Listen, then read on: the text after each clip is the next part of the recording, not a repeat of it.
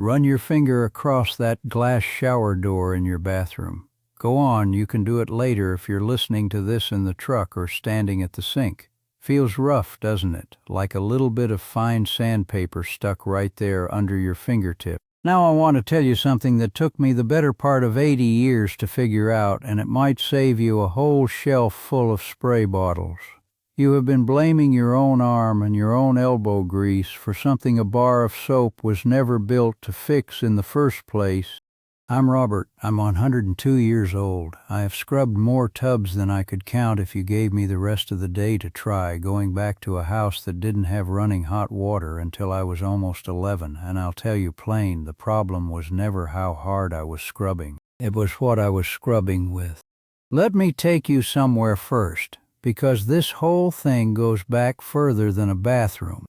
We didn't have a refrigerator when I was a boy. What we had was a springhouse, a little stone room built right over a cold spring, and inside it sat a stone trough where my grandfather kept the milk. Every morning before the sun was even properly up, he'd walk down there with me trailing behind him half asleep, and the inside of that trough had this white crust building up along the water line, thick as a fingernail some weeks. I used to watch him get ready to scrape it, and I'd brace myself for the sound of metal on stone. But he never scraped it, not once that I can remember. He'd pour in a little water with some vinegar mixed in, swish it around, and just leave it. Go milk the cows, come back 40 minutes later, and that crust would practically fall off the stone on its own, like it had given up. I asked him about it once, probably annoyed that I didn't get to do anything with my hands, and he said something I've carried with me for almost 90 years now. He said, "Son, some things you don't fight, you wait them out." He wasn't a man who explained the chemistry of it. He didn't have the words for calcium or acid, none of that. He just knew, the way farm people knew things, that certain jobs aren't about strength. They're about patience and the right thing sitting in the right place for the right amount of time. I didn't think about that trough again for probably 60 years, not until I was standing in my own bathroom scrubbing a shower door with a sponge and getting nowhere, my shoulder aching, and it hit me. This is the same white crust. It's the same fight my grandfather already won, and I was doing it the hard way because nobody ever told me the easy way still worked on glass same as it worked on stone. So here's where I want to slow down, because most folks miss this part entirely, and it's the reason half the bottles under your sink don't do a thing.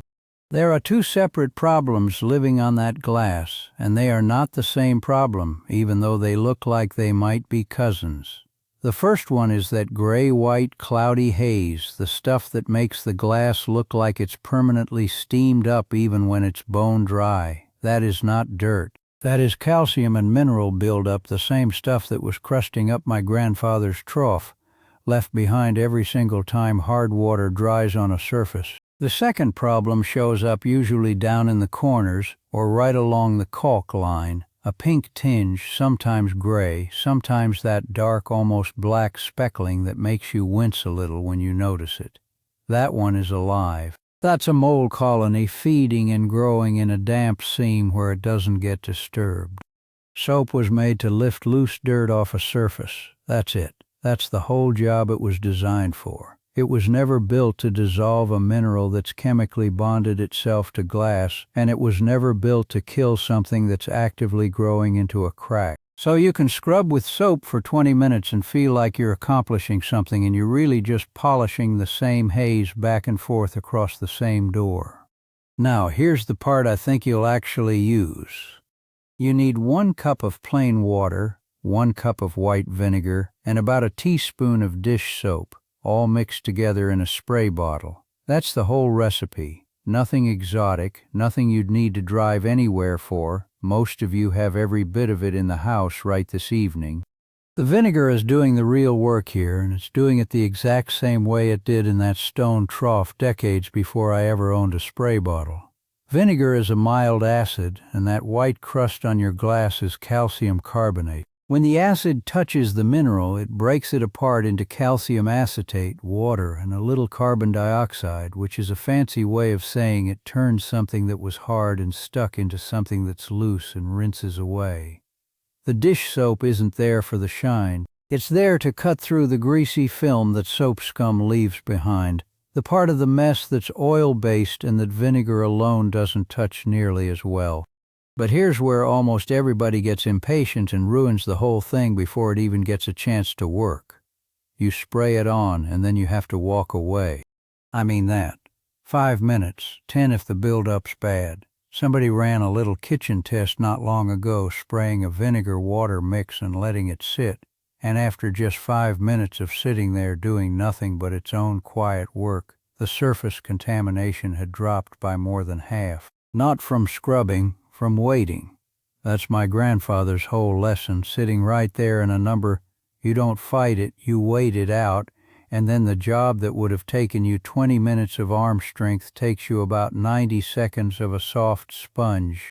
And that matters, because where you put your muscle matters too. On the glass and the tile, you want something soft, a sponge that's been sitting in warm water for a minute, nothing with any bite to it, because you're not scraping anymore, you're just wiping away something that's already given up. But down on the floor of the tub where it's textured so you don't slip and crack your hip getting out, that spray just runs right off, doesn't sit long enough to do anything. Down there you want something thicker, a cream cleanser with some body to it, worked in with a brush, then rinsed clean. 2 different jobs, 2 different tools, same bottle of vinegar behind both of them. If it's the mold in the corners you're after, give it longer, closer to 10 minutes than 5. Wiping mold off the surface only ever gets you the part you can see. The roots of it sit down in that seam, and it takes real time with the acid sitting right on top of it before it actually lets go, instead of just fading for a week and coming right back. Now let me tell you about a family that lives not too far down the road from us, because I think about their bathroom more than you'd expect an old man to think about somebody else's bathroom.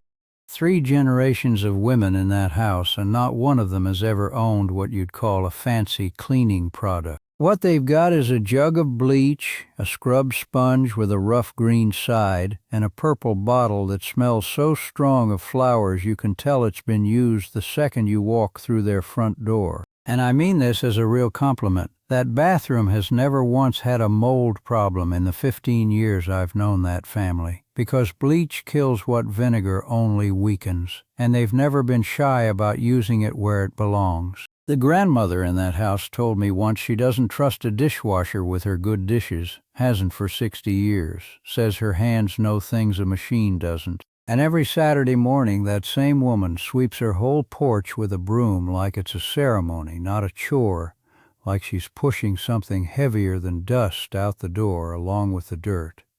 There's something to learn there that has nothing to do with chemistry at all. I bring that up because it tells you something important. There's more than one right way into this problem, and where you grew up and what your own grandmother handed down to you probably already gave you half the answer without you knowing it had a name.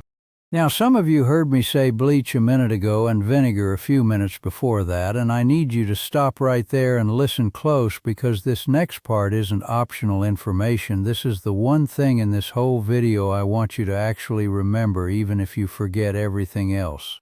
Never, ever mix vinegar and bleach in the same bucket, the same spray bottle, or even the same few minutes on the same surface without a good rinse in between. When those two touch each other, they create a toxic chlorine gas. And I don't say that to scare you for no reason. People have ended up in the hospital from doing exactly this in a small closed bathroom with the fan off. If you're using a bleach product on the mold one day, rinse that area thoroughly and let it air out before you ever bring the vinegar spray anywhere near it. Different days, different jobs, plenty of fresh air, and you'll never have a problem. While I've got you on the subject of things not to mix, you've probably seen folks online pouring baking soda right on top of a vinegar spray and watching it fizz up like a science fair volcano. Looks satisfying, I'll grant you that. But that fizzing is the two of them canceling each other out. The acid in the vinegar and the base in the baking soda react with one another instead of with your grime, and what you're left with once the bubbles settle is basically salt water, all show, no scrub. If you've got buildup that's really fought in, the kind that's been sitting there for years and just laughs at a 5-minute soak, you're better off reaching for something with citric acid in it instead of doubling down on more vinegar. It's simply a stronger acid for a stubborn job, and there's no shame in admitting vinegar has its limit. And that's really the last piece of the puzzle, the part that decides whether any of this stays fixed or just comes right back in 3 weeks like it never happened. Water sitting on a surface is an invitation. Every drop left clinging to that glass door after your shower is the beginning of a brand new mineral film.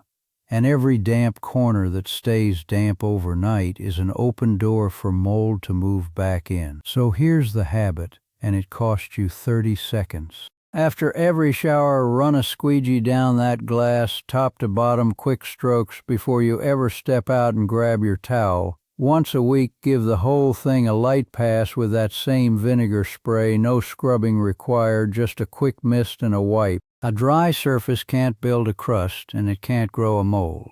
That's really the whole secret, and nobody ever needed to charge you $20 a bottle to tell you that. Funny how quiet everybody stays about the 6-cent version sitting right there in your own cupboard. I do want to be honest about where this method runs into its limits, because I'd rather tell you the truth than have you thinking I sold you something that does everything. If you've got marble or any kind of natural stone in that bathroom, skip the vinegar entirely. The acid will etch it, dull that polish right down, and there's no undoing that once it happens. If the lime scale has been building for years and years without anybody touching it, one round of this spray isn't going to lift decades of buildup in a single evening. You may need 2 or 3 passes over a few days, or that citric acid product I mentioned, which simply has more muscle for that specific kind of old, hardened deposit. Never reach for a toilet bowl cleaner or anything that's strong on your tub or shower surface. Those are built for porcelain that can take a beating, and on a fiberglass tub or a painted surface they'll leave it permanently dull, sometimes scratched, and there's no fixing that either. And whatever you're trying, new bottle or old family recipe, test it in a small hidden spot first, behind the shower curtain, low in a corner, before you go over the whole thing. If the mold has really taken over, spread out wide and dark across a big section of grout or drywall, that's past what a spray bottle and patience can handle, and that's a job for somebody who does that for a living, not a video. None of this was ever some secret held back from you. It was just set down and forgotten somewhere between your grandmother's cupboard and the cleaning aisle at the store, buried under 100 bottles that all promise the same thing in different colored plastic. The knowledge never left. It's still sitting in a cup of vinegar and a little patience, same as it was in a stone trough 80 years ago. And I intend to keep passing it along as I'm able to talk. Pick whichever part of that bathroom bothers you the most and start there tonight. The glass if it's the haze that gets under your skin. The corners if it's the mold you can't stand looking at. Leave me a comment and tell me how hard your water runs where you live, and how old that house of yours is. I read every one of them, even the ones that take me a few days to get to. Next time I want to show you something about that shower head of yours, the one that's probably spraying half as strong as it did the day it was put in. There's a trick with vinegar and nothing more than a rubber band that clears every one of those little holes overnight. No tools, no plumber, and no new shower head to buy. I'll see you then. One more thing before I let you go, because I've been asked about this so many times I ought to just tape a card up by the sink with the answer on it. Folks want to know why the vinegar smell won't just go away on its own, and whether that's a sign something's wrong. It isn't. Vinegar dries and the smell lifts right off with it, usually within the hour, especially if you crack a window or run the fan. If you can't stand the smell while you're working, drop in a few drops of a scented dish soap instead of the plain kind. Same cutting power, and it takes the edge off the vinegar without changing what it's doing to that mineral crust. My wife used to add a little lemon juice to hers, said it made the whole bathroom smell like something instead of nothing, and it works about the same as the vinegar on its own, just a touch gentler, which matters if you've got tile grout that's already a little worn thin. And there's a second question that comes up almost every time, usually from somebody who's just bought their first house and doesn't want to ruin it in the first month. What about the metal? The chrome on your faucet, the handle on the shower door, the little drain cover down at the bottom of the tub, can that same spray touch those too, or does it eat through metal the way it breaks down that mineral crust? Chrome and stainless steel, you're fine. Same spray, same weight, same soft cloth after. I've done it on every faucet in this house for longer than some of you have been alive, and none of them have pitted or dulled on me. Brass is where I'd slow down, especially anything with a coating over it. That finish can be thinner than it looks, and vinegar sitting on it too long, past 10 minutes or so, can start to strip the shine right off and leave it looking cloudy in a way you can't buff back out. So for brass fixtures, I'd spray it, give it 2 minutes, wipe it dry, and never let it just sit there the way you would with plain glass or tile. Now here's a little story that has nothing to do with bathrooms at all, and everything to do with why I trust this the way I do. My mother had a copper pot, the kind that hung on a nail by the stove her whole married life, and copper does something interesting when it sits around. It goes dark, almost black in the low spots, from the air just working on it slow over years. She never bought a single tin of copper polish in her life, not once that I ever saw. What she did was cut a lemon in half, dip the cut side straight into the salt bowl, and rub it across that pot in slow circles until her arm got tired. Same acid, different fruit, same basic idea as vinegar on glass, an acid loosening what plain rubbing never could on its own.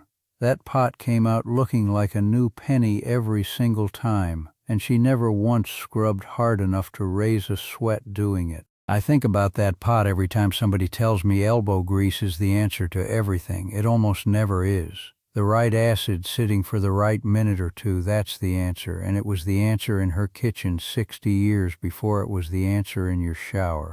Let me answer a couple more of the questions I hear most quick, one after another, because I know some of you are the type who won't try a thing until every little worry's been talked through first. Does it matter what kind of vinegar you use? Plain white distilled is what you want for cleaning, 5% acidity, nothing fancier needed. Apple cider vinegar works in a pinch, but it'll leave a faint tint on light-colored grout over time, and it smells stronger for longer, so I'd save that one for your salad and keep the white jug under the sink.